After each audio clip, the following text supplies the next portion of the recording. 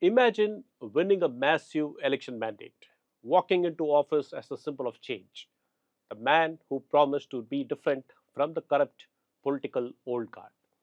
And then, in your very first week, shaking hands with some of the most controversial politicians in the state. That is Tamil Nadu right now. See Joseph Vijay.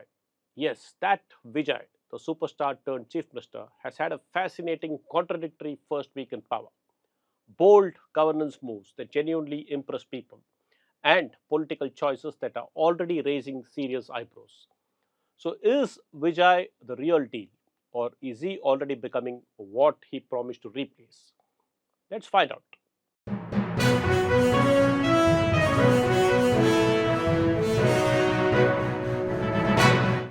Vanakkam.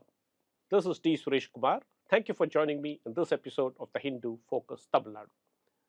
Today, we are looking at Tamil Nadu's brand new Chief Minister Vijay and his very eventful first week on the job. Let's start with what Vijay got right. He has introduced 200 units of free power for households consuming under 500 units bi-monthly.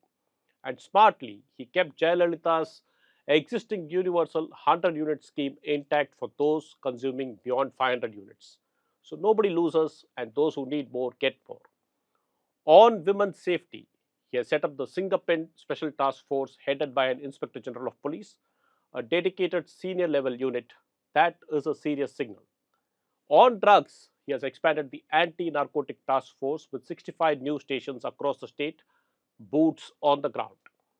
And the move that really caught people's attention is this: he ordered 717 TASMAC liquor shops shut. These are liquor outlets within 500 meters of schools, places of worship, and bus stops. The existing law required only 50 to 100 meters of distance, but Vijay went to 500, and people have taken note of it.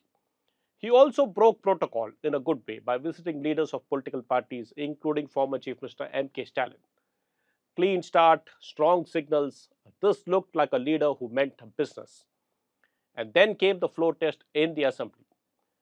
In the elections, Vijay's TVK won big, but without an outright majority. He needed a trust vote. He got 144 MLAs to back his motion of confidence. And among those 144 were 25 rebel AIADMK MLAs. The official AIADMK is led by General Secretary Edapadi K. Palnisamy, EPS, a former chief minister. But these 25 broke away from their own party to support Vijay. Here is where the judgment call gets problematic. The day before the trust vote, Vijay met the rebel leaders, former ministers Velumani, Vijay Bhaskar, and Shanmugam, all regional strongmen, but he pointedly ignored EPS, the legitimate party chief. Now, who are these men? Velumani faces serious corruption charges. The TVSC has registered a case against him. He is also known for his closeness to the BJP, the party Vijay himself calls an ideological enemy. Vijay Bhaskar is the first Tamil Nadu minister ever to face CBI searches while still in office in the Gutka scam. A Gutka manufacturer allegedly paid crores in kickbacks to ministers and officers to allow the sale of a substance banned in Tamil Nadu. The CBI has filed a charge sheet against him. The Income Tax Department has also investigated him. And 1 month after Vijay launched TVK in 2024, the Enforcement Directorate raided Vijay Bhaskar's home.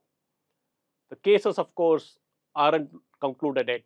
Legally, these former ministers are innocent until proven guilty. But Vijay, quoting these specific individuals while snubbing EPS, the legitimate leader, immediately handed his critics exactly the ammunition they needed to attack him. Horse trading, backroom deals, business as usual.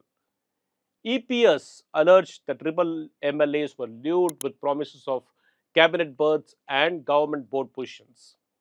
This is where it stings most for Vijay's supporters. During the election campaign, Vijay was scathing about the DMK alliance. He called it a cash chest alliance, accusing the DMK of buying partners with what he called looted money. He dismissed the AIADMK entirely, called them BJP and others. Now he is actively encouraging rebellion within that same party, the one that won 47 seats to keep his minority government alive. That is the same playbook he condemned, just a different face at the top.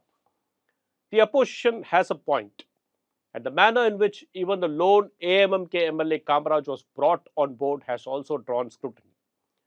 The uncomfortable truth: if Vijay continues to engage with these rebels, whether they eventually disqualified under the anti-defection law or not, his credibility as an agent of political change takes a serious hit. Two more early errors are worth flagging. Right after taking the oath, Vijay declared there will be no multiple power centers in my government. Strong, clear, good. But then he appointed his personal astrologer, also a TVK spokesperson, as the Chief Minister's officer on special duty political. The backlash was swift. Even parties which offered support from outside to his government criticized it. The order has since been withdrawn, but the optics damage was done. Second, when Vijay went to meet the governor to stake claim to form the government, he brought along two personal friends, businessman Vishnu Reddy and film producer Venkat Narayana.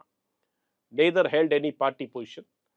Giving private friends such visible public prominence at that moment sends exactly the wrong message and risks creating the very power centers he promised to prevent. So, where does this leave us? On governance, Vijay got it right. Targeted subsidies, task forces, liquor shops shut near schools, real commendable action. On politics, he got it dangerously wrong. Quoting tainted rebels, snubbing legitimate leaders, letting personal loyalties blur the line between public office and private life. Tamil Nadu's people gave Vijay a massive mandate because they believed he was something different, not just another Dravidian party reshuffling the same deck. That mandate is precious and it is also fragile. If he keeps trading long term credibility for short term political survival, Vijay risks becoming what he campaigned against, a party that in the end is no different from the ones it replaced. The question is simple: does he govern for the mandate or for the moment? Let's wait and watch. I shall meet you in another video. Thank you.